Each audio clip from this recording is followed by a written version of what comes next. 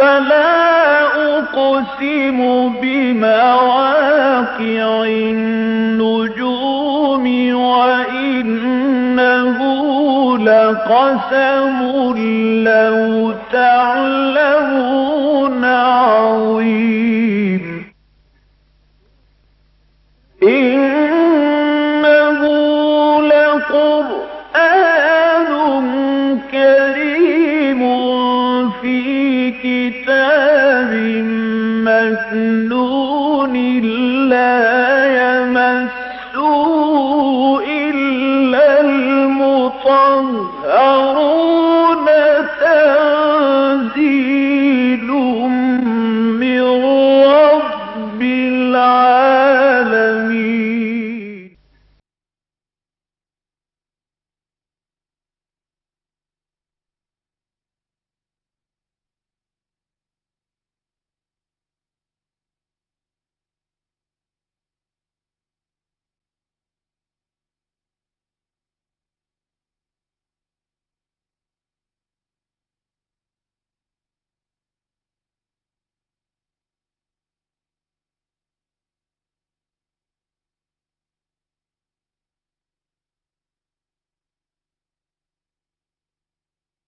اما بعد فقد قال اللہ تبارک و تعالی کما ورد فی بدء سورۃ النساء اعوذ باللہ من الشیطان الرجیم بسم اللہ الرحمن الرحیم یا ایھا الناس اتقوا ربکم الذی خلقکم من نفس واحدۃ وخلق منها زوجها وبث منهما رجالا کثیرا ونساء واتقوا اللہ الذی تساءلون به والارحام ان اللہ کان علیکم رقیبا صدق اللہ العظیم رب اشرح لی صدری ویسر لی امری واحلل عقدۃ من لسانی یفقہوا قولی اللہم ربنا الہمنا رشدنا واعذنا من شرور انفسنا اللہم ارنا الحق حقا وارزقنا اتباعہ وارنا الباطل باطلا وارزقنا اجتنابہ اللہم ارحمنا بالقرآن العظیم اللہم اجعلہ لنا اماما ونورا وہدى ورحمہ اللہم ذکرنا منہ ما نسینا وعلمنا منہ ما جہلنا وارزقنا تلاوتہ آناء اللیل وآناء النہار واجعلہ لنا حجۃ یا رب العالمین آمین۔ اس سے پہلے ہم دو صورتیں مکمل پڑھ چکے ہیں، سورہ بقرہ، سورہ آل عمران، اور جیسا کہ بار بار بات واضح ہو چکی ہے وہ دونوں ایک حسین جوڑے کی شکل میں ہیں۔ اس کے بعد مصحف میں جو دو صورتیں آ رہی ہیں، یہ سورہ نساء جس کا ہم آغاز کر رہے ہیں، اور اس کے بعد جو آئے گی سورہ مائدہ، یہ بھی ایک جوڑے کی شکل میں ہے۔ چنانچہ ایک سطحی سی مشابہت تو آپ یہ دیکھیے کہ جبکہ سورہ بقرہ اور سورہ آل عمران دونوں شروع ہوئی حروف مقطعات الف لام میم سے، وہاں یہ صورتیں بغیر کسی حروف مقطعات کے، بغیر کسی تمہید کے، ان دونوں صورتوں میں قرآن مجید کی عظمت کا بیان آیا ہے حروف مقطعات کے فوراً بعد، ھدی للمتقین۔ اسی طریقے سے سورہ آل عمران میں یہاں اس کا کوئی ذکر نہیں ہے، یہاں بھی براہ راست بات شروع ہو رہی ہے یا ایھا الناس اتقوا ربکم، اور سورہ مائدہ میں بھی براہ راست یا ایھا الذین آمنوا اوفوا بالعقود، براہ راست گفتگو شروع ہو رہی ہے۔ سورہ بقرہ اور سورہ آل عمران کے اختتام پر نہایت جامع دعائیں ہیں، لیکن ان دونوں صورتوں کے اندر کوئی ایسی شے موجود نہیں ہے، تو یہ اپنی جگہ پر مشابہ ہیں ایک دوسرے کے، اور وہ اپنی جگہ پر مشابہ ہیں ایک دوسرے کے۔ یہ جو سورہ مبارکہ ہے یہ خاص طور پر انسانی زندگی کے اس پہلو سے بحث کر رہی ہے کہ جہاں سے تمدن کا آغاز ہوتا ہے۔ تمدن کی بنیادی سطح ہے معاشرہ، اور اس سے پھر بلندتر سطح ہوتی ریاست۔ آرگنائزڈ سوسائٹی کا نام ریاست ہے۔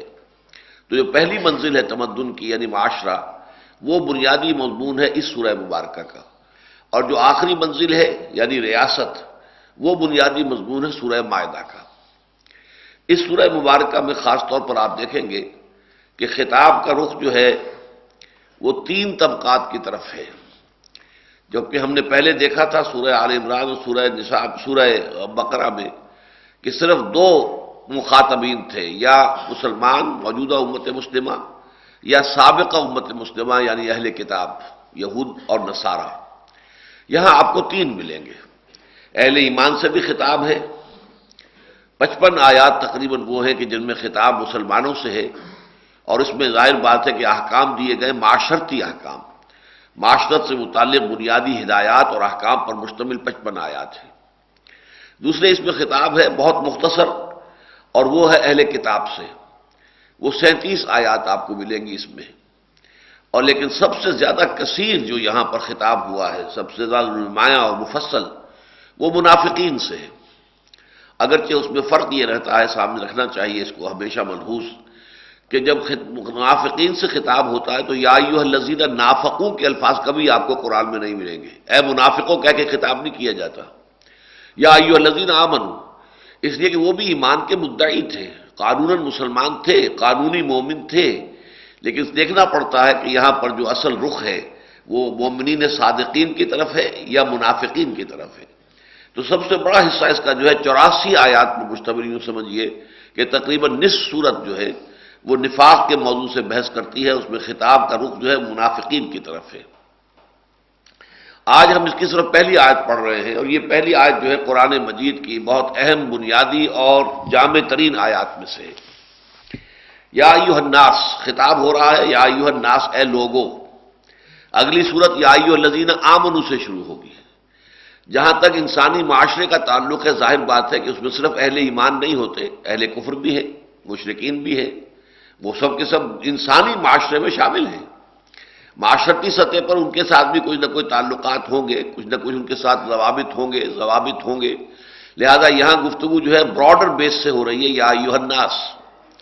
جبکہ اسلامی ریاست جب بنتی ہے، اسلامی ریاست کا جو شریک ہوتا ہے، جو پورا مکمل شہری، مستقل اور مکمل شہری جو ہے، complete citizen, full citizen of Islamic state, وہ صرف مسلمان ہوتا ہے۔ لہذا وہاں پر آپ کو خطاب ملے گا یا ایھا الذین آمنوا سے۔ تو یا ایھا الناس اتقوا ربکم، اے لوگو، اے بنی نوع انسان، اپنے رب کا تقوی اختیار کرو۔ کہ تقوی کے بارے میں عام تاثر یہ ہے کہ یہ ایک منفی کانسیپٹ ہے۔ ویسے تو یہ کہ ہمارے ہاں جو غلط تراجم کر دیے گئے، اس نے تو اس کو بہت ہی زیادہ تقویت پہنچا دی ہے اس تصور کو کہ یہ منفی کانسیپٹ ہے، ترجمہ ڈر کر دیا جاتا، ڈرو اللہ سے، ڈرو اپنے رب سے۔ حالانکہ یہ بھونڈا ترجمہ ہے، اسے میں یہ تو نہیں کہوں گا کہ غلط ترجمہ ہے، لیکن بھونڈا ترجمہ ضرور ہے، اس لیے کہ تقوی کے معنی خوف نہیں ہے۔ خوف خود عربی زبان کا لفظ ہے، تو ظاہر بات ہے کہ ایک زبان کے 2 الفاظ جو ہیں بالکل ہم معنی نہیں ہوتے۔ تقوی کا مفہوم اصل میں بچنا، وقا یقی، یہ ہے کسی کو بچا دینا۔ ہم دعا مانگتے ہیں جو سب سے زیادہ عام دعا ہے، سب کو یاد ہے، وقنا عذاب النار، اے پروردگار ہمیں آگ کے عذاب سے بچا دے۔ کسی کو بچا دینا، وقا یقی، وقایتن، اور خود بچ جانا، یہ باب افتعال میں آئے گا، ابتقا، ابتقا میں واو اور تا مل گئے اور اتقا بن گیا، متقی، بچنے والا، اور تقوی اسی سے ہے، جو بچنا چاہے۔ بچنا کس چیز سے چاہے؟ تقوی کی بہت سی منزلیں ہیں۔ سب سے پہلی منزل تو یہ ہے کہ اگر ایک انسان عام انسان ہے، ابھی اسے نہ تو معرفت خداوندی حاصل ہوئی ہے، نہ وہ آخرت کا علم اسے حاصل ہوا ہے، لیکن اس کے اندر اس کا ایک ضمیر موجود ہے، زندہ ہے، اس کے اندر حس ہے، اخلاقی مورل سینس ہے، وہ جانتا ہے کہ یہ شے بری ہے، یہ اچھی ہے۔ اس لیے کہ یہ چیز تو جیسا کہ قرآن مجید کا فلسفہ ہے کہ یہ نفس انسانی میں الہامی طور پر اللہ تعالیٰ نے یہ پہچان ودیت کر دی ہے، وَنَفْسٍ وَمَا سَوَّاهَا فَأَلْهَمَهَا فُجُورَهَا وَتَقْوَاهَا، اور نفس انسانی اور جو اسے بنایا، سنوارا، درست کیا، اور اس میں الہامی طور پر فجور اور تقوی کا علم جو ہے وہ ودیت کر دیا۔ تو انسان بائی ہز ویری نیچر وہ جانتا ہے کہ یہ کام اچھا ہے، یہ برا ہے، یہ خراب ہے اور یہ اچھا ہے، یہ ایول ہے، یہ گڈ ہے۔ لہذا اگر کسی کی وہ حس جو ہے، اخلاقی حس، وہ اگر برقرار ہے تو ظاہر بات ہے کہ وہ بچنا چاہے گا کسی غلط کام سے، برے کام سے۔ یہ بھی تقوی کی ایک کیفیت ہے، اور یہی اصل میں وہ منزل ہے، ابتدائی منزل، جس کا کہ سورہ بقرہ کے آغاز میں تذکرہ کیا گیا کہ الف لام میم ذالک الکتاب لا ریب فیہ ھدی للمتقین، یہ ہدایت ہے متقیوں کے لیے، یعنی وہ لوگ جن کے اندر ان کی اخلاقی سینس برقرار ہے۔ اخلاقی حس جو ہے برقرار ہے، ان کا ضمیر زندہ ہے، وہ بدی کو بدی جانتے ہیں اور بھلائی کو بھلائی سمجھتے ہیں، اور وہ چاہتے ہیں کہ بدی سے بچیں اور بھلائی کی طرف جھکیں۔ ان لوگوں کے لیے ہدایت، ان لوگوں کے لیے رہنمائی، اس لیے کہ ظاہر بات ہے کہ اگر یہ مادہ انسان کے اندر نہیں ہے تو آپ بہترین سے بہترین ہدایت اس کے سامنے رکھ دیجئے، وہ بیکار ہوگا، بالکل ایسے ہوگا جیسے بھینس کے آگے بین بجانا، اس کے سوا کچھ حاصل نہیں۔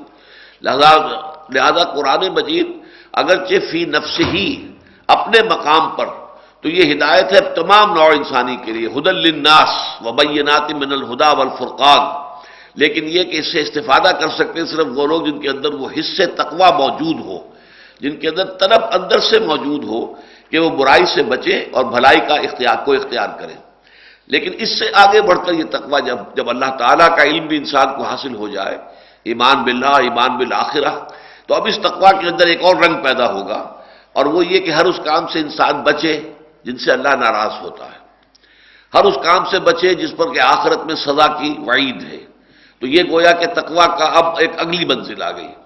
لیکن یہاں تک بھی تصور جو ہے، جیسا کہ میں نے عرض کیا، یہ کسی نہ کسی درجے میں منفی تصور ہے۔ لیکن سورہ مائدہ جو اگلی سورت ہے سورہ نساء کے بعد، اس کی آیت نمبر 93 سے ہمارے سامنے ایک عظیم حقیقت آتی ہے کہ تقوی تو اصل میں ایک ڈرائیونگ فورس ہے، ایک موٹیویٹنگ فورس ہے جو انسان کو بہتر سے بہتر، بلند سے بلند تر روحانی مقامات تک لے جانے والی ہے۔ اذا اتقوا وآمنوا ثم اتقوا، اذا اتقوا وآمنوا وعملوا الصالحات ثم اتقوا وآمنوا ثم اتقوا واحسنوا واللہ يحب المحسنین۔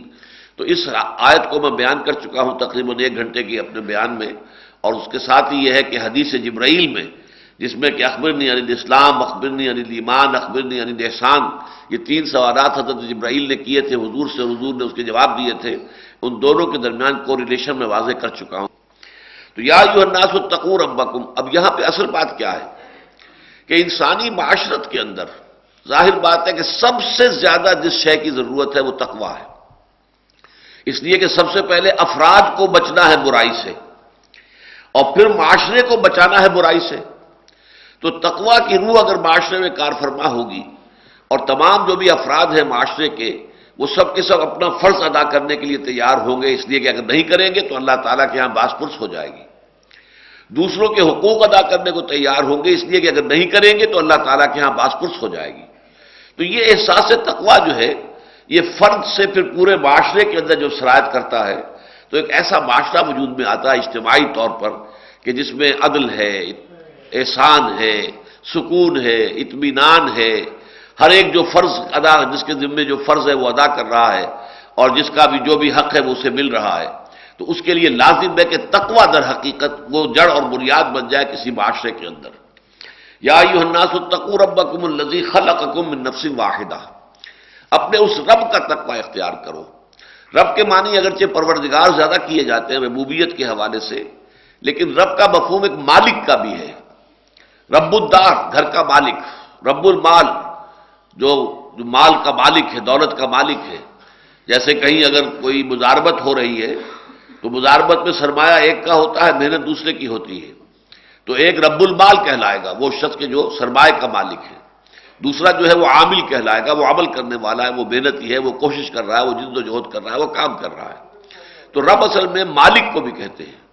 تو اپنے اس رب کا تقوی اختیار کرو، اپنے اس رب کی نافرمانی سے بچنے کی کوشش کرو، اپنے اس رب کو ناراض کرنے سے اپنے آپ کو باز رکھنے کی کوشش کرو، جس نے تمہیں پیدا کیا من نفس واحدۃ وخلق منہا زوجہا، تمہیں پیدا کیا ایک جان سے اور اسی سے بنایا اس کا جوڑا۔ یہ آیت جو ہے اس اعتبار سے مشکلات القرآن میں سے، یہ مضمون تو بار بار قرآن میں آتا ہے، لیکن یہ ہے کہ اس کے ضمن میں ایک جان سے پیدا کیا، اس سے مراد حضرت آدم علیہ السلام، اور زوج اس کے پیدا کی اس کو ہے حضرت حوا سلام علیہا۔ لیکن یہ ہے کہ ان کی کس طور سے تخلیق ہوئی ہے، بعض روایات میں جو آیا ہے کہ اللہ تعالیٰ نے پہلے حضرت آدم کو پیدا کیا، اور حضرت آدم جب کہ سوئے ہوئے تھے تو ان کی ایک پسلی نکالی اور اس پسلی سے حضرت حوا کی تخلیق ہوئی۔ یہ روایت ہمارے ہاں عام مذہبی طبقات کے اندر بہت عام ہے، لیکن یہ روایت ہو سکتا ہے کہ یہ روایت اپنی جگہ سند کے اعتبار سے درست ہو، لیکن آیا اس کا مفہوم وہی ہے کہ جو الفاظ سے متبادر ہو رہا ہے، ظاہر ہو رہا ہے، یا یہ کہ یہ کوئی استعارہ ہے کسی شے کی حقیقت کو واضح کرنے کے لیے؟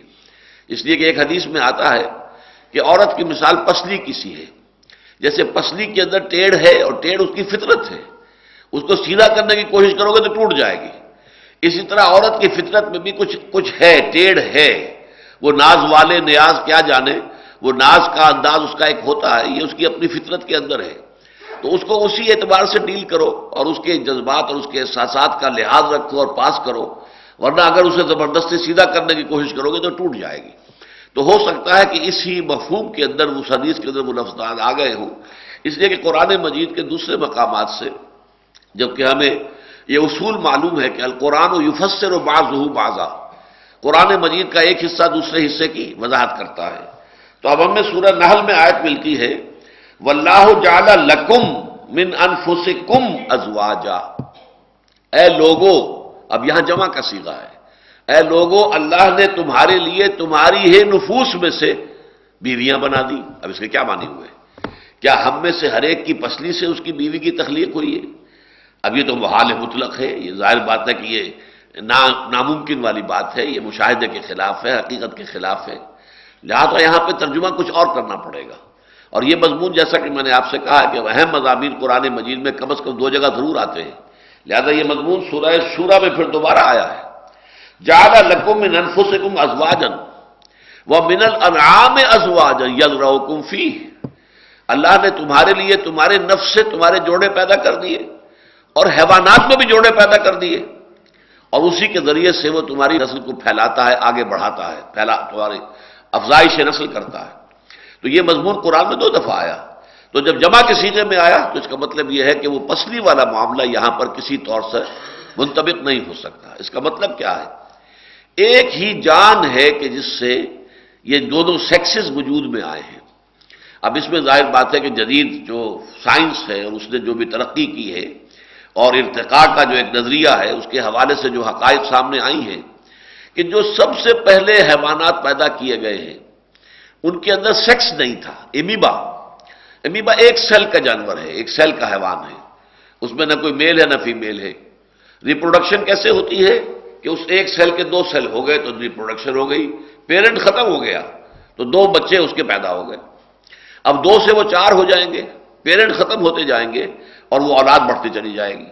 لیکن یہ کہ ذرا اور آگے چلتے ہیں حیوانات میں، ذرا ہائر سکیل پر آ کر اب سیکس ظاہر ہوتا ہے، اب میل اور فیمیل کی جو ہے وہ ڈفرینسیشن آتی ہے۔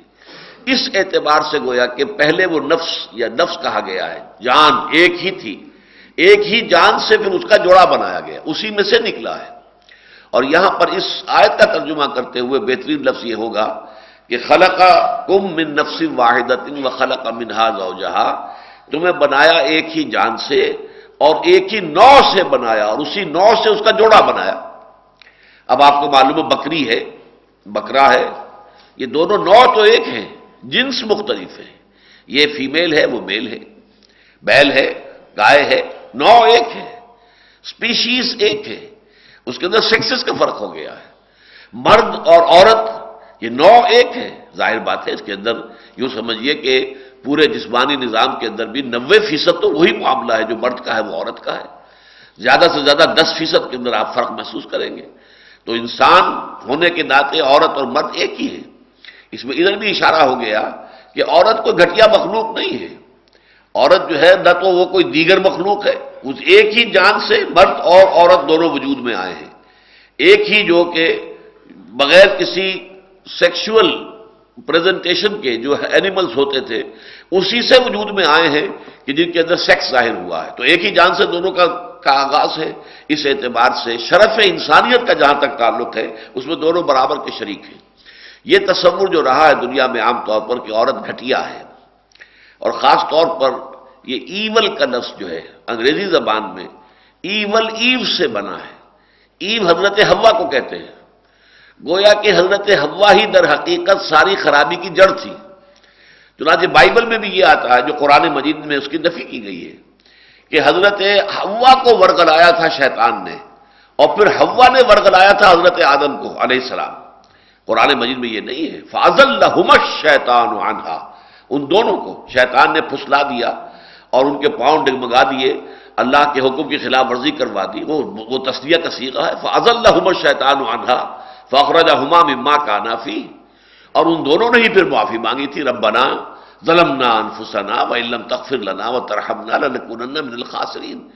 یہ نہیں ہے کہ شیطان نے جو ہے پہلے حضرت حوا کو ورغلایا اور حضرت حوا نے پھر آدم کو ورغلایا، اس کا کوئی ذکر قرآن مجید میں نہیں ہے. اور اس طریقے سے قرآن مجید تورات میں جو غلط تصورات شامل ہو گئے ان کی نفی کر دیتا ہے، ان کی کاٹ چھانٹ کر دیتا ہے کہ وہ سارے تصورات غلط ہو جاتے ہیں. جس طریقے سے کہ تورات اس تصور سے خالی ہے کہ حضرت آدم سے اور حضرت حوا سے جو خطا ہو گئی، جو غلطی ہو گئی، اس پر انہوں نے معافی مانگی، اللہ نے معاف کر دیا. فَتَلَقَّىٰ آدَمُ مِن رَّبِّهِ كَلِمَاتٍ فَتَابَ عَلَيْهِ. اللہ نے ان کی توبہ قبول فرما لی. اب اس کا ذکر تورات میں نہیں ہے. بک آف جینیسس جو ہے اس ذکر سے خالی ہے. اس کا نتیجہ کیا نکلا؟ کتنا بڑا نتیجہ نکلا کہ یہ تصور ان کے ہاں عام ہو گیا کہ نسل آدم کا ہر بچہ جو پیدا ہوتا ہے وہ اپنے جد امجد آدم کے گناہ کا اثر لے کر پیدا ہوتا ہے. وہ پیدائشی طور پر گناہ گار ہے، گناہ کی گٹھڑی لے کر دنیا میں آتا ہے. جبکہ اسلام یہ کہتا ہے کہ نہیں، قطعاً نہیں. کل مولود یولد علی الفطرہ فابواہ یہودانہ او یمجسانہ او ینصرانہ او کما قال صلی اللہ علیہ وسلم. ہر بچہ جو ہے نسل آدم کا وہ فطرت اسلام پر پیدا ہوتا ہے. یہ اس کے والدین ہوتے ہیں جو یا تو اسے یہودی بنا لیتے ہیں یا مجوسی بنا لیتے ہیں یا نصرانی بنا لیتے ہیں. یعنی یہ اس کی تعلیم و تربیت کا نتیجہ ہے جو بعد میں وہ یہودی بن گیا یا نصرانی بن گیا. لیکن ہر بچہ جو آتا ہے کلین سلیٹ لے کر آتا ہے، وہ فطرت لے کر آتا ہے. فطرت اللہ التی فطر الناس علیہا. یہ تو فطرت اللہ ہے جو وہ لے کر آتا ہے، جس پر کہ اللہ نے انسانوں کو پیدا کیا ہے. تو اب دیکھیے زمین و آسمان کا فرق ہو رہا ہے. کہاں یہ کہ عورت کو مجسم برائی کہا گیا، اسی لیے روحانی دنیا کے اندر یہ سمجھا گیا کہ لازم ہے کہ عورت سے انسان دور رہے. شادی بیاہ کا کوئی تصور نہیں. راہب ہو، راہبائیں ہوں، سادھو ہوں، بھکشو ہوں، وہ شادی وادی نہ کریں، عورت کے قریب نہ جائیں. عورت تو مجسم برائی ہے، ایول ہے، مجسم برائی ہے، لہذا اس سے بچ کر رہنا ضروری ہے. یہ تصور بڑا ہی یوں سمجھیے کہ اینٹی سوشل تصور ہے، یہ تمدن کی جڑ کاٹ دینے والا تصور ہے. جبکہ اسلام کہتا ہے نہیں، در حقیقت یہ ایک ہی جان سے دونوں وجود میں آئے ہیں. ڈفرینسیشن آف سیکسز جو ہوئی ہے، لیکن شروع میں کوئی ڈفرینسیشن نہیں تھی. وہ ایک ہی جان سے پیدا کیا اور اسی کی نوع سے اس کا جوڑا بنایا. خلقکم من نفس واحدۃ وخلق منها زوجها وبث منهما رجالا كثيرا ونساء. اب یہ کہ جب وہ ارتقاء کے تمام مراحل طے کر کے یہ دونوں سیکسز جب اس شکل میں ظاہر ہوئے کہ ایک حضرت آدم اور ایک حضرت حوا علیہ السلام، اب ان سے نسل انسانی چلی ہے. میری جو چھوٹی سی کتاب آ چکی ہے اس موضوع پر میں اپنے خیالات کو اب واضح طور پر بیان کر چکا ہوں. اس سے پہلے میں ذرا اس میں تھوڑا بہت احتیاط کیا کرتا تھا کہ ہمارے عام جو مذہبی تصورات ہیں بعض چیزیں اس میں اس سے ٹکراتی ہیں. لیکن اب میں نے، ظاہر بات ہے کہ عمر کی آخری سٹیج ہے، میں چاہتا ہوں کہ جو بھی کچھ جن چیزوں پر اللہ تعالیٰ نے مجھے انشراح صدر عطا فرمایا ہے میں اس کو بیان کر دوں. لہذا وہ ایجاد و ابداع عالم جو میری کتاب ہے، یہ دنیا کیسے پیدا ہوئی ہے، theories of the creation of universe, اس وقت جو ہے بہت بڑا موضوع ہے سائنس کا، فزکس کا. پھر یہ کہ انسان کیسے پیدا ہوا ہے، یہ بہت بڑا موضوع ہے کہ جو کہ بایولوجی کا ہے. تو اس حوالے سے لیکن یہ کہ اس میں جو بھی میرا نقطہ نظر ہے میں نے اسے بیان کر دیا ہے، وہ کتابچے کی شکل میں شائع ہو چکا ہے. بہرحال خلق منہا زوجہا وبث منہما رجالا کثیرا ونساء. ایک انسانی جوڑا جو آدم اور حوا کی شکل میں وجود میں آ گیا تو پھر ان سے کثیر تعداد میں مردوں اور عورتوں کو زمین میں پھیلا دیا. بسا یا بسو، پھیلا دینا، بکھیر دینا. بس منہما، ان دونوں سے. اب ظاہر بات ہے کہ آج جو بھی نسل آدم دنیا میں موجود ہے، یہ آپ کے علم میں ہوگا کہ 6 بلین سے زیادہ اب ایکسیڈ کر گئی ہے ہماری پاپولیشن، 600 کروڑ سے بڑھ گئی ہے.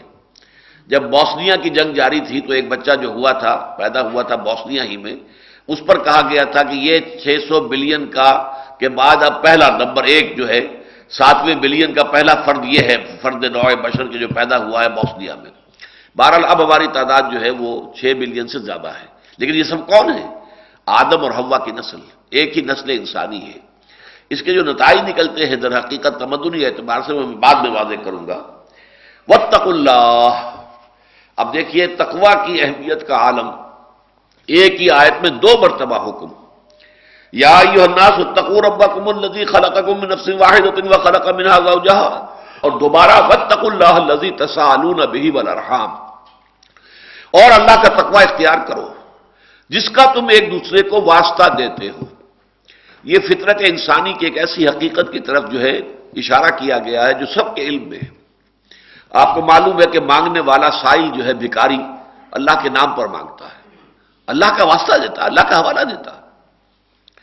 عام طور پر بھی ہم عام معاملات کے اندر اللہ کے واسطے کو استعمال کرتے ہیں، خاص طور پر گھریلو معاملات میں جب چپکلش ہو جائے اور شوہر اور بیوی کے درمیان جو ہے عدم موافقت ہو جائے اور صورتحال جو ہے سیپریشن کے قریب پہنچ رہی ہو، طلاق یا خلا کے آس پاس پہنچ گیا ہو معاملہ، تو آپ نے دیکھا ہوگا کہ اکثر و بیشتر جو ہے پھر بڑے بوڑھے جو ہے اللہ کا واسطہ دیتے ہیں، خدا کا نام مانو، اپنے معاملات کو درست کرو، بچے برباد ہو جائیں گے، گھر اجڑ جائے گا، کیا کر رہے ہو؟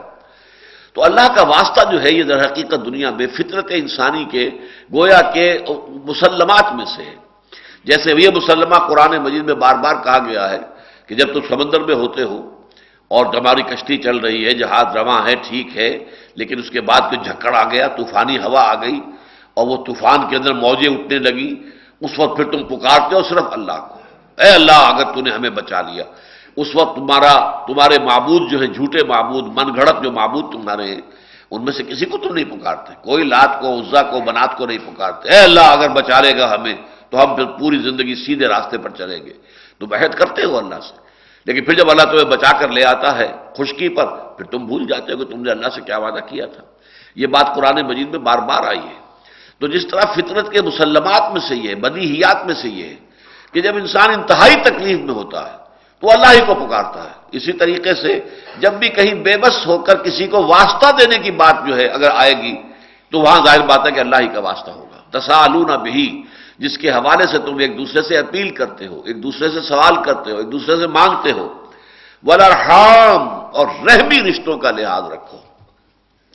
یہ جو ہے بہت اہم موضوع ہے قرآن مجید کا، اس لیے کہ اللہ تعالیٰ کے تقوی کے ساتھ ہی رحمی رشتوں کا لحاظ رکھنا، تعلق رحمی، رحم۔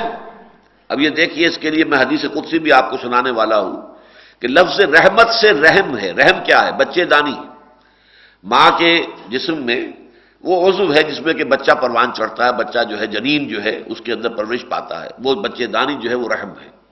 رحمت، رحیم، رحمان اسی سے مشتق ہے لفظ کے جو اس کے لیے نام اللہ تعالیٰ نے رکھا ہے۔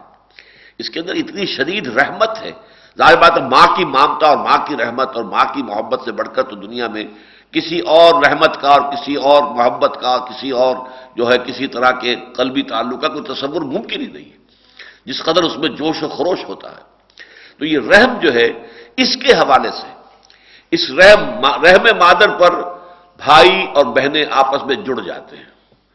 تو قطع رحمی اور صلہ رحمی، یہ دو چیزیں ایک دوسرے کے مقابل آ جائیں گی، رحمی رشتوں کو کاٹنا اور رحمی رشتوں کو جوڑنا۔ صلہ رحمی بہت بڑی نیکی ہے، بہت بڑی نیکی ہے، بہت بڑی نیکی ہے، اور قطع رحمی بہت بڑا گناہ ہے، بہت بڑا گناہ ہے، بہت بڑا گناہ ہے۔ اور اس میں اب آپ دیکھیے تمدنی اعتبار سے، جیسا کہ میں نے عرض کیا تھا کہ یہ مسائل جو ہیں بڑی بنیادی چیزیں ہیں کہ ایک ماں کے رحم پر بھائی بہن یہ جڑ گئے، دادی کے رحم پر جا کر ایک زیادہ وسیع تر سرکل ہے جو جڑ گیا ہے، پردادی کے رحم پر جا کر ایک اور وسیع تر سرکل ہے جو جڑ گیا ہے، اور حوا کے رحم پر جا کر پوری نوع انسانی جڑ گئی ہے ایک رشتہ اخوت کے اندر۔ سب کے درمیان ایک بھائی چارہ ہے، اس لیے کہ بہرحال کوئی کالا ہو، کوئی پیلا ہو، کوئی سفید ہو، کوئی لال ہو، کوئی مشرق کا رہنے والا ہو، کوئی مغرب کا رہنے والا ہو، کوئی سی زبان ہے، تو سب حوا کی اولاد، حوا کی نسل، آدم اور حوا کی اولاد۔ حوا ہی کے رحم سے یوں سمجھیے کہ نسل انسانی کا یہ پورا درخت جو ہے یہ پھوٹا ہے تو کہاں سے؟ رحم حوا سے۔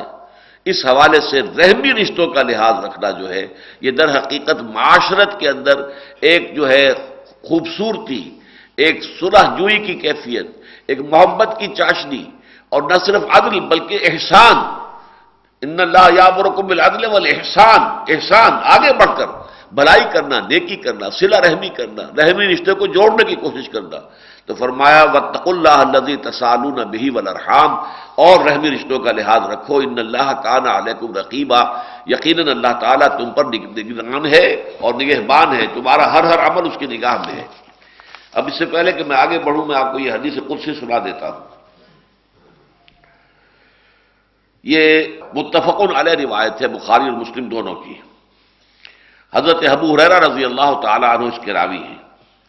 قال قال رسول اللہ صلی اللہ علیہ وسلم ان اللہ تعالی خلق الخلق حتی اذا فرغ منہم، یقیناً اللہ تعالیٰ نے تمام مخلوقات کو پیدا کیا یہاں تک کہ جب اللہ تعالیٰ اپنی اس تخلیق کے عمل سے فارغ ہو گیا، قامت الرحم، تو اب رحم کھڑا ہو گیا، فقالت، اور اس نے یہ کہا، ھذا مقام العائذ بک من القطیعۃ، پروردگار یہ مقام ہے اس ہستی کا کہ جو تیرے پناہ میں آئے قطع رحمی سے۔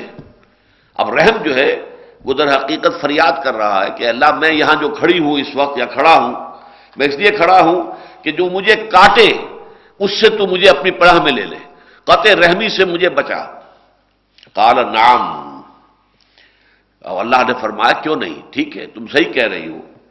اما ترضین، کیا تو اس پر راضی نہیں ہے، ان اصل من وصل کے، کہ میں جڑوں اس سے جو تجھے جوڑے، وہ اقطع من قطع کے، اور میں کٹ جاؤں اس سے جو تجھے کاٹے۔ اب یہ حدیث قدسی کے الفاظ ہو گئے کہ اللہ تعالیٰ جڑتا ہے کس سے؟ جو رحم کو جوڑتا ہے، رحمی رشتوں کو جوڑتا ہے، صلہ رحمی کرتا ہے، اور اللہ تعالیٰ کٹ جاتا ہے، لا تعلقی اختیار کر لیتا ہے اس سے کہ جو رحمی رشتوں کو توڑتا ہے۔ قالت بلا، تو اس رحم نے کہا کیوں نہیں۔ قال فذالک لک، تو ٹھیک ہے یہ فیصلہ میرا ہے، یہ فیصلہ جو ہے تمہارے لیے ہمیشہ کے لیے صادر ہو گیا، جو تجھے کاٹے گا میں اس سے کٹ جاؤں گا، اور جو تجھے جوڑے گا میں اسے جوڑوں گا۔ ثم قال رسول اللہ صلی اللہ علیہ وسلم، یہ حدیث قدسی بیان فرما کر پھر حضور نے فرمایا، اقرؤوا ان شئتم، اگر تم چاہو تو سورہ محمد صلی اللہ علیہ وسلم کی یہ آیت بھی تلاوت کر لو، فَهَلْ عَصَيْتُمْ إِن تَوَلَّيْتُمْ أَن تَفْسُدُوا فِي الْأَرْضِ وَتُقَطِّعُوا أَرْحَامَكُمْ أُولَٰئِكَ الَّذِينَ لَعَنَهُمُ اللَّهُ فَأَصَمَّهُمْ وَأَعْمَىٰ أَبْصَارَهُم، تو کیا اس کا اندیشہ نہیں ہے کہ اگر اسی حالت میں کہ ابھی تمہاری تربیت نہیں ہوئی ہے، تزکیہ نہیں ہوا ہے، تمہاری نیتوں کا بھی کھوٹ پوری طریقے سے باہر نہیں نکلا ہے، اگر کہیں تمہیں حکومت مل جائے، تمہارے ہاتھ میں اختیارات آ جائیں، تو تم زمین میں فساد مچاؤ گے اور رحمی رشتے قطع کرو گے، اور اللہ تعالیٰ جو ہے اس کے نتیجے میں پھر تمہیں اندھا بھی کر دے گا، لعنہم، لعنت بھی کرے گا، فاسمہم، اور ان کو بہرا بھی بنا دے گا، واعمی ابصارہم، اور ان کی نگاہوں کو بھی اندھا کر دے گا۔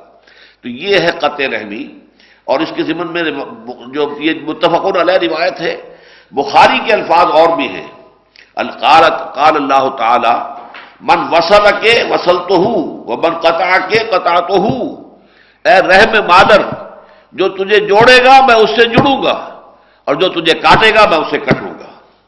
ایک اور حدیث متفق علیہ جو حضرت عائشہ صدیقہ رضی اللہ تعالی عنہ سے مروی ہے، وعن عائشہ رضی اللہ تعالی عنہ قالت قال رسول اللہ صلی اللہ علیہ وسلم الرحم معلقۃ بالعرش، رحم جو ہے وہ عرش سے معلق ہے، لٹکا ہوا ہے۔ تقول، اور وہ یہ کہتا ہے، رحم کہتا ہے، من وصلنی وصلہ اللہ، دیکھو جو مجھے جوڑے گا اللہ اسے جوڑے گا، ومن قطعنی قطعہ اللہ، اور جو مجھے کاٹے گا اللہ اسے کاٹ دے گا۔ یہ ہے اہمیت رحمی رشتوں کی، اور ظاہر بات ہے کہ اس رحمی رشتے ہی کی بنیاد پر کوئی تمدن جو ہے مستحکم ہوتا ہے، مضبوط ہوتا ہے، اس کے اندر محبت اور اخوت کی چاشنی پیدا ہوتی ہے، اس میں تعاضد اور تناصر، ایک دوسرے سے مدد، ایک دوسرے کے ساتھ تعاون کی کیفیت پیدا ہوتی ہے۔ تو فرمایا واتقوا اللہ الذی تساءلون بہ والارحام ان اللہ کان علیکم رقیبا، یقیناً اللہ تعالیٰ تم پر نگران ہے، تمہارے ہر عمل اور ہر قول کو دیکھ رہا ہے، سن رہا ہے، تمہیں اپنے ہر قول اور ہر عمل کی جواب دہی کرنی پڑے گی۔ ایک بات تو اس آیت کے بارے میں یہ نوٹ کر لیجئے کہ یہ خطبہ نکاح میں نبی اکرم صلی اللہ علیہ وسلم معمولاً اس آیت کی تلاوت فرماتے تھے، تو اس سے دو باتیں سامنے آتی ہیں۔ ایک تو مناسبت یہ ہے کہ جیسے اس میں ذکر ہے حضرت آدم اور حضرت حوا سے نسل انسانی کے آگے بڑھنے کا، اسی طرح نکاح جو ہوتا ہے اس میں حوا کی ایک بیٹی اور آدم کا ایک بیٹا پھر رشتہ ازدواج میں منسلک ہوتے ہیں اور ان سے آگے نسل چلتی ہے۔ تو مشابہت کی وجہ سے نبی اکرم صلی اللہ علیہ وسلم نے اس آیت کو بھی شامل کیا۔ کل 4 آیتیں آپ پڑھتے تھے نکاح کے خطبے میں، ان میں سے ایک یہ ہے۔ دوسرے یہ کہ اس میں خاص طور پر رحمی رشتے کا لحاظ، اس لیے کہ اب ہر نکاح کے بعد ایک نیا رحمی رشتہ وجود میں آنے والا ہے، تو رحم کا صلہ رحمی کی اہمیت اور اس کی جو ضرورت ہے اس کو یہاں پر نمایاں کیا گیا۔ تیسرے یہ کہ معلوم ہوا کہ خانگی زندگی میں سب سے بڑی شے جو درکار اور مطلوب ہے وہ تقویٰ ہے، اس لیے کہ ایک معاملات ہوتے ہیں کہ جو مثلا منڈی کے معاملے ہیں، بازار کے معاملے ہیں، سود کاروبار کا معاملہ ہے، اس میں کوئی معاہدہ ہوا ہے، اس کی کوئی خلاف ورزی کر رہا ہے، آپ کہیں کوئی دہائی دے سکتے ہیں، کہیں جا کر کوئی پنچایت میں، کہیں کوئی پولیس میں کوئی پرچہ ہو، کچھ ہو، کر سکتے ہیں۔ گھریلو معاملے ایسے ہیں، اب ظاہر بات ہے کہ ایک مرد اور ایک عورت یہ پوری زندگی کے لیے جڑ گئے ہیں آپس میں، ان میں اگر غلط کام ہو رہا ہو، اگر مرد جو ہے عورت پر ظلم کر رہا ہو، تعدی کر رہا ہو، اس کے حقوق جو ہے ادا نہیں کر رہا ہے اور اپنے جو حقوق ہیں ان سے زائد اس سے طلب کر رہا ہے، اس کے حقوق غصب کر رہا ہے، تو یہاں پولیس پرچے کا امکان نہیں ہے۔ یہاں تو ظاہر بات ہے کہ اگر دل میں تقویٰ ہے، دل میں اللہ کا خوف ہے، دل میں یہ احساس ذمہ داری ہے، اگر یہ ہے کہ جواب دہی کا احساس جو ہے وہ مستحضر ہے کہ مجھے مر کر اپنے پروردگار کے حضور میں حاضر ہونا ہے اور جواب دہی کرنی ہے، تب تو وہ گھر کا ماحول صحیح رہے گا اور عمدہ رہے گا، اور ظاہر بات ہے گھر کا ماحول صحیح ہوگا تو اس میں جو نئی نسل پروان چڑھے گی وہ بھی بہترین ہوگی، وہ ایک صحت مند ماحول میں اس کا نفسیاتی ارتقاء ہوگا، ذہنی ارتقاء ہوگا، ان کی شخصیت جو ہے پروان چڑھے گی ایک صحت مند ماحول میں۔ اور گھر کے اندر اگر اس طرح کی گھٹن ہو، اگر ایک فریق جو ہے اس کو دبا لیا گیا ہے، ظاہر بات ہے دبا لیا گیا تو اس کے جذبات جو ہیں طریقے سے مجروح ہو رہے ہیں، اس کے دل کے اندر جو گھٹن ہے، ظاہر بات ہے وہ گھر کی فضا کے اندر اس کی ریفلیکشن آتی ہے، بچوں پر اس کی ریفلیکشن ہوتی ہے، بچوں کے اندر بھی اس کا ایک رد عمل پیدا ہوتا ہے، اس سے ان کے اندر باغیانہ جذبات پیدا ہوتے ہیں باپ کے خلاف۔ یہ ساری چیزیں جو ہیں در حقیقت جو نفسیاتی عوارض جو پیدا ہوتے ہیں خانگی زندگی میں، اس کا سبب کیا ہے؟ تقویٰ کا نہ ہونا۔ یہی وجہ ہے کہ خطبہ نکاح میں تو حضور یہ آیت بھی پڑھتے تھے جس میں کہ ایک آیت میں 2 مرتبہ تقویٰ کا حکم میں آپ کو نوٹ کرا چکا، لیکن اس سے بھی بڑھ کر سورہ آل عمران کی جو آیت ہے جو تقویٰ کے موضوع پر سب سے گاڑھی، سب سے زیادہ تاکیدی آیت ہے قرآن مجید کی، وہ پڑھتے تھے۔ یا ایھا الذین آمنوا اتقوا اللہ حق تقاتہ ولا تموتن الا وانتم مسلمون، اہل ایمان اللہ کا تقویٰ اختیار کرو جتنا کہ اس کے تقویٰ کا حق ہے، جتنا کہ اس کے تقویٰ کا حق ہے۔ اب اس سے زیادہ تو تاکید کا کوئی انداز ممکن نہیں ہے۔ صحابہ کرام تو اس پر گھبرا گئے تھے کہ اے اللہ کے رسول کس شخص کے لیے ممکن ہے کہ وہ اللہ تعالیٰ کا حق ادا کر سکے؟ پھر جب سورہ تغابن کی آیت نازل ہوئی ہے فاتقوا اللہ ما استطعتم واسمعوا واطیعوا، تقویٰ اختیار کرو اللہ کا جتنا بھی تمہارے حد امکان میں ہے، جتنا تمہارے بس میں ہے۔ اس پر پھر وہ مطمئن ہوئے کہ ہاں انسان اپنی امکانی حد تک تو کوشش کر سکتا ہے، لیکن اللہ تعالیٰ کا حق ادا کرنا، جبکہ خود حضور یہ فرماتے ہیں ما عبدناک حق عبادتک وما عرفناک حق معرفتک، اے پروردگار ہم تجھے نہ پہچان سکے جیسا کہ تجھے پہچاننے کا حق تھا، اور اے اللہ ہم تیری بندگی نہ کر سکے، تیری عبادت نہ کر سکے جیسا کہ تیری عبادت کا حق تھا۔ تو جب حضور یہ فرما رہے ہیں اللہ تعالیٰ کے ساتھ خطاب کرتے ہوئے تو کون اور شخص سے جو دعویٰ کر سکے گا؟ لیکن انداز قرآن کا کیا ہے؟ یا ایھا الذین آمنوا اتقوا اللہ حق تقاتہ ولا تموتن الا وانتم مسلمون، اور دیکھنا موت نہ آئے، ہرگز مت مرنا مگر فرما برداری کی حالت میں۔ اور چونکہ موت کا کچھ پتہ نہیں ہے، اچانک آتی ہے، جب آتی ہے اچانک آ جاتی ہے، تو گویا کہ اس کے اوپر عمل کرنے کا ایک ہی طریقہ ہے، اور وہ کیا ہے؟ کوئی لمحہ معصیت میں نہ گزرے، جو لمحہ بھی معصیت میں گزرے گا کیا پتہ اسی لمحے جو ہے موت آ جائے، دبوچ لے، اور اس وقت انسان کسی گناہ کا ارتکاب کر رہا ہو۔ بہرحال اس آیت کا اس حوالے سے میں نے آپ کو اس حوالہ دے دیا ہے کہ یہ خطبہ نکاح کا جزو لازم ہے جو حضور صلی اللہ علیہ وسلم سے منقول ہے، خطبہ نکاح۔ اب اس آیت کے حوالے سے ایک بات اور سمجھیے، اور اس کے لیے ضروری ہے کہ اس کا جو مثنیٰ ہے، میں نے عرض کیا نا کہ آج بھی دوبارہ دہرایا ہے اس بات کو کہ اہم مضامین قرآن مجید میں کم سے کم 2 مرتبہ ضرور آتے ہیں۔ اس آیت کا مثنیٰ جو ہے وہ سورہ حجرات کی آیت نمبر 13 ہے۔ یا ایھا الناس، وہاں بھی یا ایھا الناس سے خطاب ہے. یا ایھا الناس انا خلقناکم من ذکر و انثی، اے لوگو ہم نے پیدا کیا تمہیں ایک مرد اور ایک عورت سے. وجعلناکم شعوبا وقبائل لتعارفوا، اور تمہیں خاندانوں اور قبیلوں میں تقسیم کر دیا، قوموں قبیلوں میں تقسیم کر دیا تاکہ تم ایک دوسرے کو پہچان سکو. ان اکرمکم عند اللہ اتقاکم، دیکھو تم میں سے اللہ تعالیٰ کے ہاں سب سے بڑا جو باعزت ہے وہ ہے جو سب سے بڑھ کر اللہ کا متقی ہے. ان اللہ علیم خبیر، اللہ تعالیٰ خوب جانتا ہے کس میں کتنا تقویٰ ہے، خوب باخبر ہے کہ کون کتنا متقی ہے. اللہ تعالیٰ سے کسی کا تقویٰ چھپا ہوا نہیں ہے.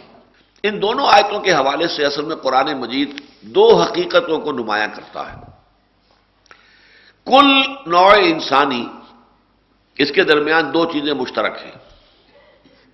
ایک وحدت خالق، وحدت الہ، سب کا پیدا کرنے والا ایک اللہ ہے. گورے کالے پیلے لال جو بھی ہیں، کافر مشرک مسلم محسن جو بھی ہیں، خالق سب کا ایک ہی ہے، نمبر ایک. دوسری قدر مشترک آدم اور حوا. آدم اور حوا جو ہیں ایک انسانی جوڑے کی اولاد ہے. جدید تہذیب نے آ کر یہ دونوں چیزیں منہدم کر دی. اللہ کو ویسے ذہن سے خارج کر دیا، سیکولر ذہن، ایتھیسٹ ذہن، میٹیریلسٹک ذہن، ایگنوسٹک ذہن، اسکیپٹک ذہن، ان تمام میں خدا خارج از بحث ہو گیا. لہذا وحدت آدم منہدم.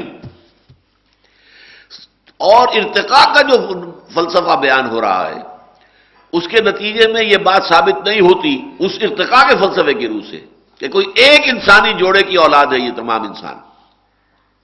ارتقاء کا عمل چلا ہے کہ اسپیشیز وجود میں آئی ہے، اس اسپیشیز کی نسلیں چل رہی ہیں. آدم کون تھا اس کا کوئی ذکر نہیں، حوا کون تھی اس کا کوئی ذکر نہیں.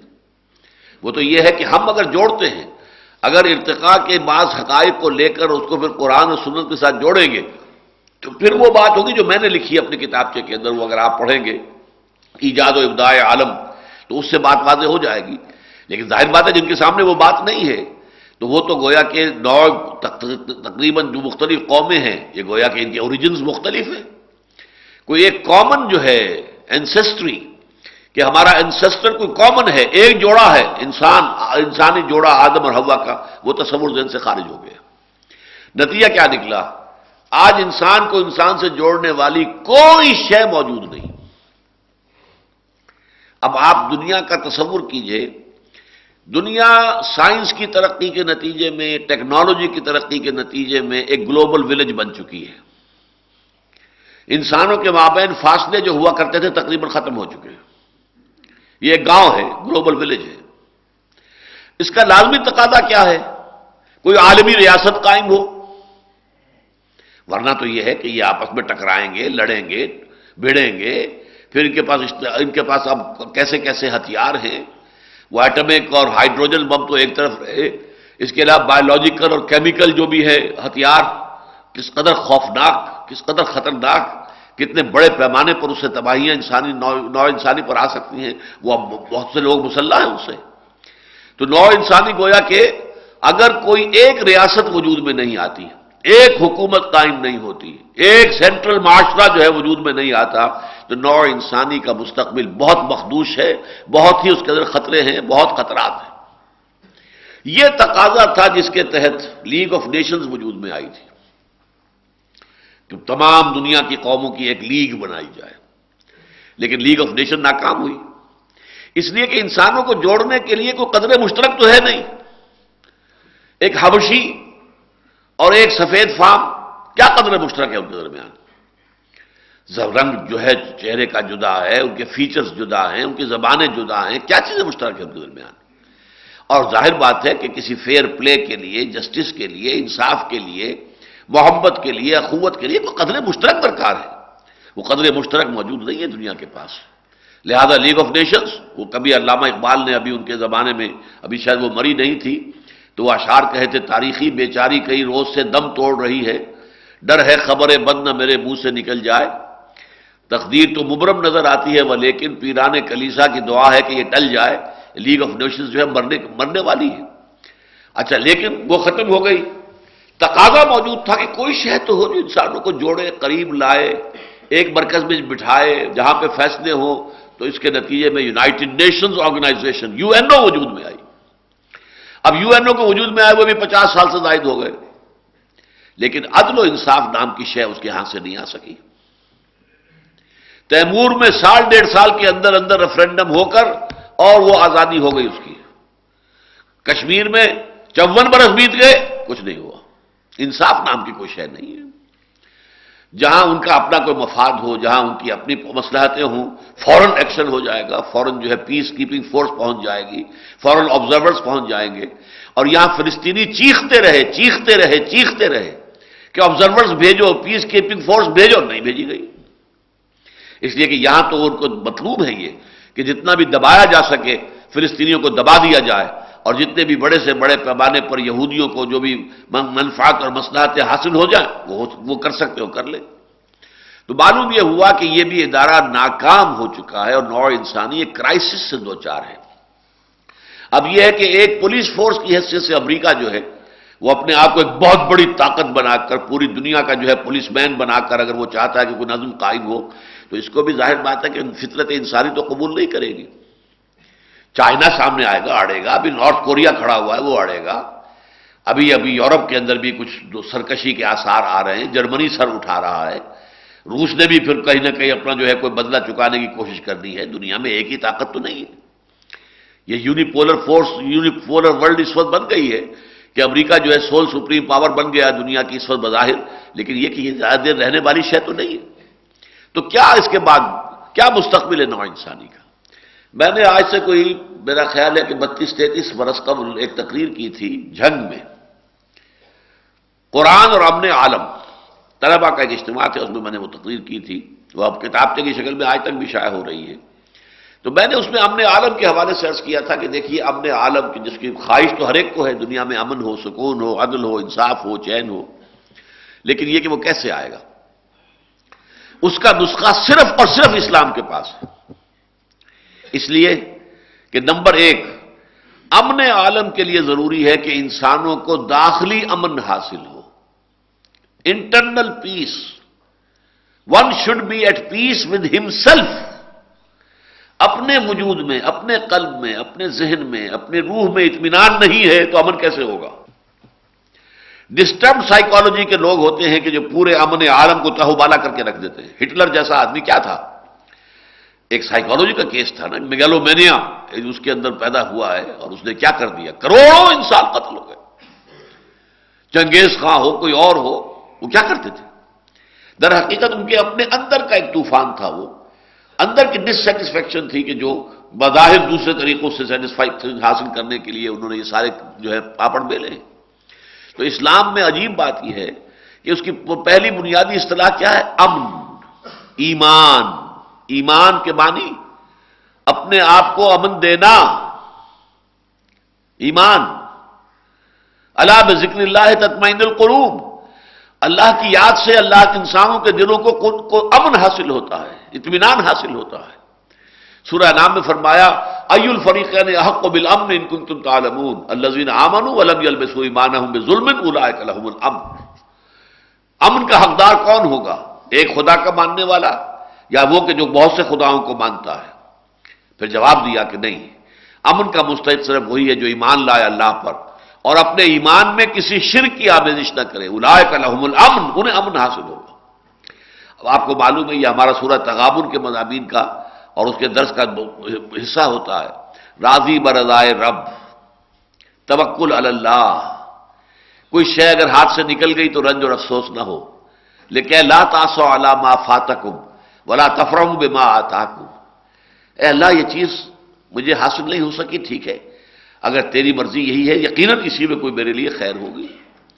کوئی شکایت نہیں، کوئی شکوہ نہیں. راضی برضائے رب، سرے تسلیم خم ہے جو مزاج یار میں آئے. پروردگار جو تیرا فیصلہ ہے میرے لیے وہ سراسر حق ہے. عدل فی قضاؤک. اے اللہ تیرا فیصلہ میرے بارے میں جو بھی ہے عدل پر مبنی ہے. جو بھی ہے بظاہر مجھے فوری طور پر پسند نہ بھی آئے تب بھی وہ عدل پر مبنی ہے یقیناً. عدل فی قضاؤک. حضور کی ایک بڑی عظیم دعا جو ہے اللہم انی عبدک وابن عبدک وابن امتک فی قبضتک ناصیتی بیدک ماض فی حکمک عدل فی قضاؤک۔ پروردگار میں تیرا ایک بندہ ہوں، میرا باپ بھی تیرا ایک ادنا غلام تھا، میری ماں بھی تیری ایک ادنا کنیز تھی، میں تیرے قبضہ قدرت میں ہوں، میری پیشانی تیرے ہاتھ میں ہے، میرے وجود میں تیرا ہی حکم جاری و ساری ہے، اور میرے بارے میں جو فیصلہ تو کرے وہ عدل ہے، جو فیصلہ کرے۔ یہ ہے وہ عبدیت کا مقام، اللہ تعالیٰ کے ساتھ رشتہ۔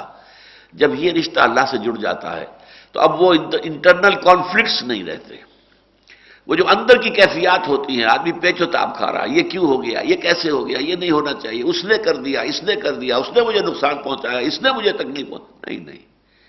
جو بھی چیز آ رہی ہے اللہ کے اذن سے آ رہی ہے، چاہے ذریعہ کوئی بن گیا ہے، مجھے کوئی تکلیف پہنچی ہے کسی بھی ذریعے سے پہنچی ہے، لیکن بغیر اذن رب نہیں پہنچی ہے، ٹھیک ہے، قانون کے درجے میں اگر وہ لائق سزا ہے سزا دی جائے، لیکن یہ کہ اس کے خلاف وہ غصہ اور وہ جو ایک انسان کے اندر ہوتی ہے کہ اندر ہی اندر پیچ و تاب انسان کھا رہا ہے، وہ کیفیت نہیں رہے گی۔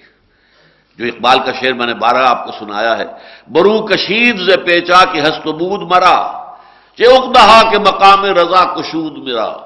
ہمیں تو اس مقام رضا نے نکال لیا ہے، ان تمام چیزوں سے، یہ پیچ و تاب کھانا اور سب، اس سے سب نکال لیا۔ اے اللہ جو تیری مرضی میں اس پر راضی ہوں۔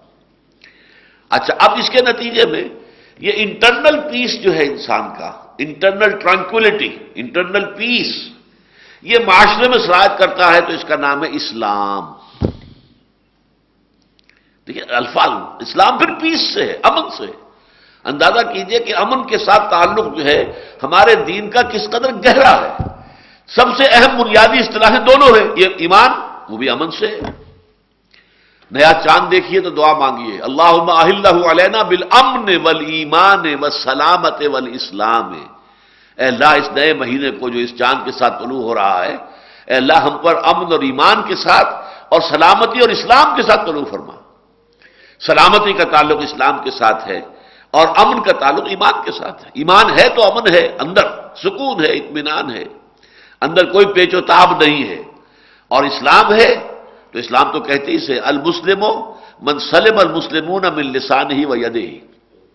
مسلم ہے ہی وہ کہ جس کے ہاتھ اور زبان سے تمام مسلمان محفوظ رہیں، اس کے ہاتھ سے کسی مسلمان کو غضب نہ پہنچے، اس کی زبان سے کسی مسلمان کو تکلیف نہ پہنچے۔ کوئی تانا دے دیا ہے، کوئی برا نام لے کر پکار دیا ہے، کوئی استہزاء کر دیا ہے، کوئی تمسخر کر دیا ہے، کوئی بیک بائٹنگ کی ہے، کوئی تہمت لگا دی ہے، اس سے اللہ تعالیٰ بچائے رکھے۔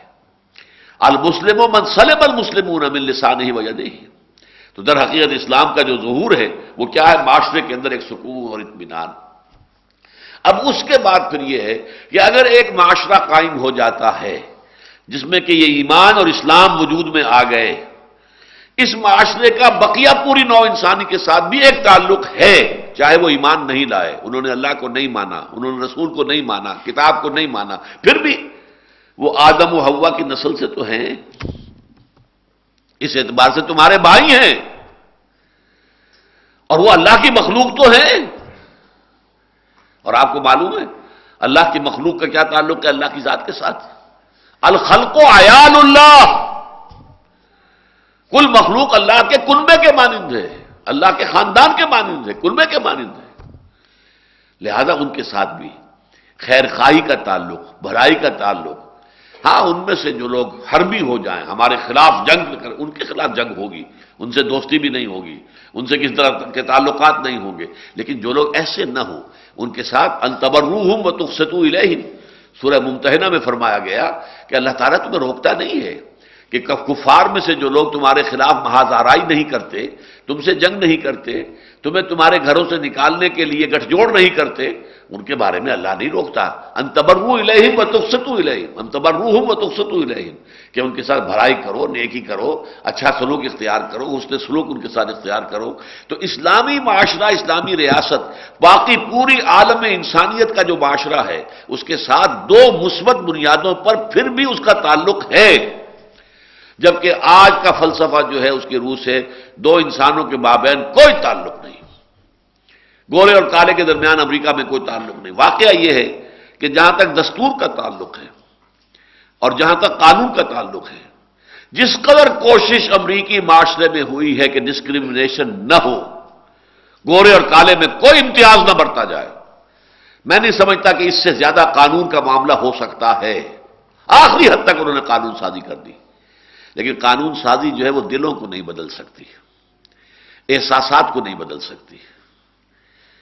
آپ چند گورے بیٹھے ہوئے، کوئی کالا وہاں آ جائے، انہیں محسوس ہوگا کوئی اور آگے آگے، وہ دے ول فیل، ان کو جو ہے وہ دے وونٹ فیل ایٹ پیس، وہ محسوس کریں گے کچھ گڑبڑ ہو گئی۔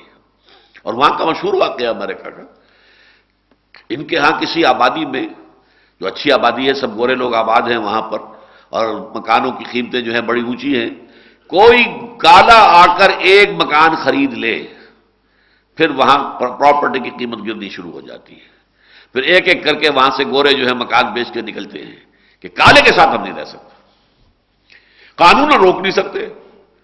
دستوری اور قانونی اعتبار سے جو میں نے عرض کیا نا کہ جس قدر انہوں نے اہتمام کیا ہے کہ کوئی ڈسکریمنیشن نہ ہو، اس سے زیادہ ممکن ہی نہیں ہے۔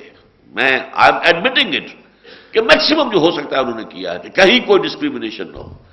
ڈسکریمنیشن کی شکایت کے اوپر بڑے بڑے مقدمے اور لاکھوں ملینز آف ڈالرز جو ہیں اس کا ان کو جو ہے وہ مل جاتا ہے کہ یہ میرے ساتھ ڈسکریمنیشن کی گئی ہے، اس کا ہرجانہ مجھے دیا جائے۔ وہ ہرجانے ملتے ہیں ان کی عدالتوں سے، لیکن دل کا معاملہ اور ہے، احساسات کا معاملہ اور ہے۔ میرے اور اس کے درمیان کیا قدر مشترک کوئی نہیں ہے، اس کی رنگت کچھ اور ہے، میری رنگت کچھ اور ہے۔ یہ ہے وہ چیز کہ جو آج فیل کر رہی ہے نوع انسانی کو، کہ انسانوں کے درمیان اخوت اور محبت کا کوئی اساس ہے ہی نہیں، وہ اساس اسلام کے پاس ہے۔ اگرچہ میں نے اس کتابچے میں فائنل بات جو کہی ہے وہ تو یہ ہے، اور جو میرے اس کتابچے کا بھی آخری موضوع ہے، ایجاد و ابداع عالم سے لے کر اور عالمی خلافت کے قیام تک، یہ تو ہوگا، اصل تو امن قائم ہوگا اس وقت جب کل روئے ارضی پر ایک ہی ریاست اسلامی قائم ہو جائے گی۔ وہ اسلامی ریاست ہوگی، وہ اسلامی ریاست جو عدل پر مبنی ہے، جو قسط پر مبنی ہے، جو اس اللہ پر ایمان پر مبنی ہے کہ جس کے لیے تمام مخلوقات جو ہے وہ گویا کہ اللہ کے کنبے کے مانند ہے۔ وہ ریاست جب قائم ہوگی، اور وہ ہونی ہے، جس کی پیشن گوئیاں جو ہیں واضح اور صریح، اب ظاہر بات ہے کہ ہم نے بہت سے مواقع پر وہ کتابچہ تقسیم بھی کیا ہے، صریح پیشن گوئیاں۔ اس وقت اگرچہ ہم ایک دھکا کھا کر بیٹھے ہوئے ہیں، ہمیں ایک دھکا پہنچا ہے، دھچکا لگا ہے، جو کچھ ہوا ہے افغانستان میں، اس کی وجہ سے ہماری امیدیں جو ہیں وقتی طور پر کچھ اس کے اندر سردی آئی ہے، ہم ٹھنڈے پڑ گئی ہیں امیدیں، دل جو ہے مردہ ہیں بعض اعتبارات سے، لیکن ہمیں اس دل کو دوبارہ زندہ کرنا ہوگا، وہ امید جو ہے دوبارہ پیدا کرنی ہوگی حضور کی احادیث کی روشنی سے، کہ وہ وقت تو آ کر رہے گا، اب نہیں تو آئندہ۔ فیض کی نظم ہے، آئی اس زمانے میں تھی جبکہ میں ایک خاص کیفیت سے گزر رہا تھا، لیکن نظم بڑی عجیب تھی۔ یہ فصل امیدوں کی ہمدم اس بار بھی غارت جائے گی، جو امیدیں ہمیں ہو گئی تھی وہ امیدیں جو ہے وہ پوری نہیں ہوئی۔ یہ فصل امیدوں کی ہمدم اس بار بھی غارت جائے گی، سب محنت صبحوں شاموں کی اب کے بھی اکارت جائے گی، دھرتی کے کونوں کھدروں میں پھر اپنے لہو کی کھاد بھرو، پھر مٹی سینچو اشکوں سے، پھر اگلی رت کی فکر کرو، پھر اگلی رت کی فکر کرو، جب پھر ایک بار اجڑنا ہے، ایک فصل پکی تو بھر پایا، تب تک تو یہی کچھ کرنا ہے۔ Try and try again, try and try again, try and try again, ہمارا فرض ہے ہمیں کرنا ہے، چاہے کوئی سیٹ بیک آ جائے، چاہے کوئی ہمیں دھچکا لگ جائے، کوئی صدمہ پہنچ جائے، کسی وقت جو ہے جیسا کہ آیا تھا ان یمسسکم قرح فقد مس القوم قرح مثلہ، صحابہ کرام کو چرکا لگا تھا، غزوہ احد میں بہت سخت لگا تھا، لیکن اللہ تعالیٰ نے دلجوئی کی کہ مسلمانوں ہمت نہ ہارو، انتم الاعلون ان کنتم مؤمنین، بالآخر تم ہی سب سے اونچے ہوگے، سربلند ہوگے اگر تم مومن ہوئے، اگر مومن رہے، ایمان پر ثابت قدم رہے تو آخری فتح جو ہے وہ تمہیں مل کر رہے گی۔ بہرحال دنیا میں وہ نظام دوبارہ آئے گا، البتہ یہ آیت اور سورہ حجرات کی آیت نمبر 13 یہ اس اعتبار سے بڑی اہمیت کی حامل ہیں کہ اسلامی ریاست اور معاشرے کا تعلق جو بقیہ انسانوں کے ساتھ ہوگا، جو اس کے اندر معاشرتی طور پر شریک نہیں ہے، مسلمان معاشرے میں تو مسلمان ہی ہوگا، اسلامی ریاست کا شہری تو مسلمان ہی ہوگا، لیکن یہ کہ ان کے باوجود کہ وہ ہمارے اس معاشرے کے اندر ہمارے ساتھ شریک نہیں ہے، ہماری ریاست کے مکمل شہری نہیں ہے، پھر بھی ان کے ساتھ یہ دو رشتے ہیں کہ نحن خلقناکم، ہم نے پیدا کیا تم سب کو، یا ایھا الناس، انا خلقناکم من ذکر و انثی، ایک مرد اور ایک عورت سے۔ فرض کیجئے کہ آپ ارتقاء کے نظریے کو مانتے ہوں، لیکن اگر اس کے ساتھ یہ مان لیں کہ ارتقاء کے نتیجے میں ایک فرد وجود میں آیا آدم، اور اس پر اللہ تعالیٰ نے اپنی روح پھونک دی ہے، اس کی نسل ہے جو چل رہی ہے پوری دنیا کے اندر، تو پھر وہ ساری خرابیاں دور ہو جائیں گی کہ جس کی وجہ سے انسان کے درمیان کوئی تعلق نہیں رہا۔ وہی یہاں پر ہے، یا ایھا الناس اتقوا ربکم الذی خلقکم من نفس واحدہ، اے بنی نوع آدم، اپنے اس رب کا تقوی اختیار کرو، اپنے اس مالک اور پروردگار کا تقوی اختیار کرو جس نے تمہیں ایک جان سے پیدا کیا اور اسی جان سے اس کا جوڑا بنا دیا، اسی کے نوع سے اس کا جوڑا بنا دیا۔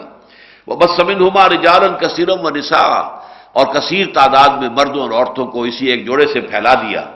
وَاتَّقُوا اللَّهَ الَّذِي تَسَاءَلُونَ بِهِ وَالْأَرْحَامَ، اور اللہ کا تقوی اختیار کرو۔ دیکھو دوبارہ ہم تمہیں تاکید کر رہے ہیں کہ اللہ کا تقوی اختیار کرو، اور اس اللہ کا کہ جس کو تم ایک دوسرے کو واسطہ دیتے ہو۔ والارحام، رحم کا لحاظ رکھو، رحم کا احترام کرو، رحم کو جوڑو کاٹو نہیں، صلہ رحمی کرو، قطع رحم نہ کرو۔ ان اللہ کان علیکم رقیبا، یقیناً اللہ تعالیٰ تم پر نگران ہے، تمہارا ہر قول ہر عمل اس کی نگاہ میں ہے۔ بارک اللہ لی ولکم فی القرآن العظیم ونفعنی وإیاکم بالآیات والذکر الحکیم۔